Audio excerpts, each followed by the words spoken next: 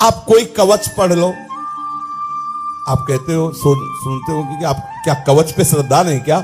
नारायण कवच, राम रक्षा स्तोत्र, मतलब अब जब बचपन से लगे हैं तो लगे ही हैं। बताया इतनी चालीसा थी, शिव चालीसा, ये चालीसा, वो चालीसा, पहले सुबह चालीसा ही चालीसा बहुत से पढ़ के। सब कवचों का कवच है भगवत नाम का एक तार, निरंतर भजन, निरंतर चिंतन, बस। सब कवच सत्य हैं, सब कवच महिमामय हैं, लेकिन माया के प्रभाव से बचाने के लिए एकमात्र भगवती स्मृति ही कवच है, दूसरा नहीं। ये भी बात समझ लेना। नारायण कवच धारण किए, कोई तुम्हें छू नहीं सकता है, लेकिन तुम तो छू सकते हो। समझ रहे ले?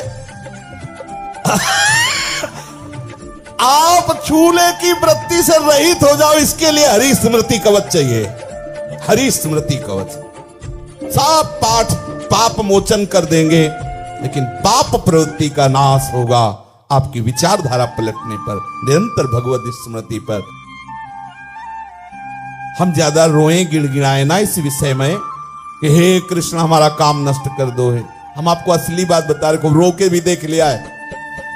मतलब इसलिए कुछ बातें ऐसी होती है, हाँ, यमुना जी में खड़े होके, गंगा में खड़े होके खूब रो रो के देख लिया है। फिर बात क्या समझ में आई, काहे वो जितनी देर रोते हो, हाय हाय करते हो, कृष्ण कृष्ण बोलो, राधा राधा बोलो। समझ रहे हो ना? पक्का समझो, कभी रोना नहीं पड़ेगा इस विषय के लिए कि नाथ मुझे बचा लो।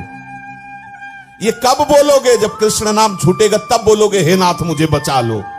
अगर कृष्ण कृष्ण चल रहा है तो ये बोलने का अवसर आपको नहीं मिलेगा कि हे नाथ मुझे बचा लो। ये अंदर की बात आपको कह रहा हूं, बिल्कुल उसे खूब अच्छे से पढ़ा हुआ समझा हुआ विषय अंदर का। जब हम भजन छोड़ते, जब हम नाम छोड़ते हैं, तभी कोई न कोई ऐसी कमी हमें परास्त करती है, हमें फिर पुकारना पड़ता है नाथ मुझे बचा लो। जो महापुरुष जन है कि आपको पुकारने की भी जरूरत नहीं है, प्रभु से आर्तभाव होकर पुकारने की भी जरूरत नहीं, वो जानते इसी बात का अनुभव किया। जहां भगवान नाम चल रहा होता है वहां फिर अन्य किसी आर्त के लिए या किसी जिज्ञासा के लिए या किसी संपत्ति आदि की प्राप्ति के लिए इनकी तरफ देखना नहीं पड़ता।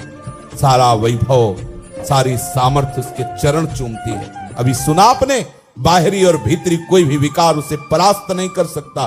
तो आर्तभाव होगा इस बात के लिए कि मेरी रक्षा करो। पीछे सुना, जो मुरारी के श्री चरणों का आश्रय ले लेता, साम्राज्य लक्ष्मी उसके चरणों को चूमती है। श्री कृष्ण चरण आश्रित किसी वैभव के लिए आकांक्षा करे।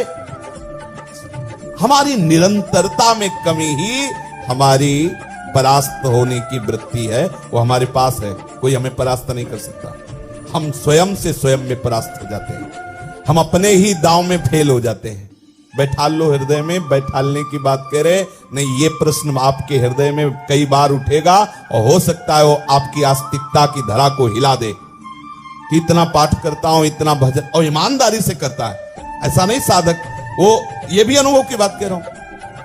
अगर हमसे जो गलती हुई, अगर वो गलती प्रकाशित हो जाए, आप सब हम एक ही उसमें बैठे हुए, हमारे अंदर में जो गलती चिंतन हुआ, जो गलती वृत्ति आई, अगर वो गलती प्रकाशित हो जाए तो कोई नहीं कहेगा कि भजनानंदी है।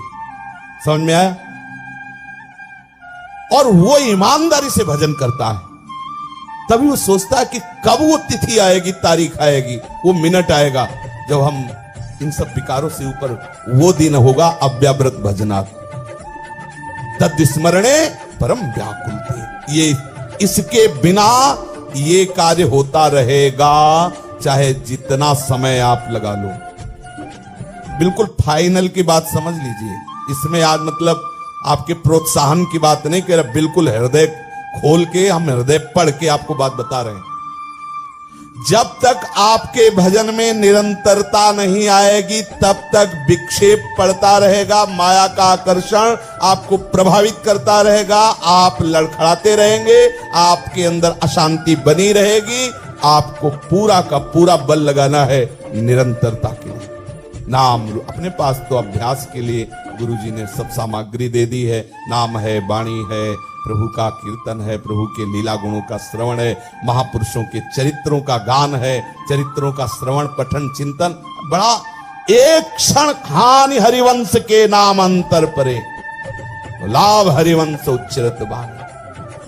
तब सुख हरिवंश गुण नाम रसना रटत, और बहु वचन अति दुख दानी। एक भी शब्द और कुछ बोले तो दुख मिलेगा, ये रसिक शिरोमणियों का अनुभव है। एक भी शब्द बोले मरा, फंसा फंसा। जहां प्रभु से अलग हटके बोले फंसे, जहां जो क्षण प्रभु के चिंतन से चूका गया हानि हरिवंश। कोई ना कोई फंस जाएगा। एक मिनट की चूक हो सकता है कई दिनों तक आपको परेशान करे, और हो सकता है कई जन्मों तक परेशान करे। एक मिनट की चूक, ये बिल्कुल फाइनल की बात है।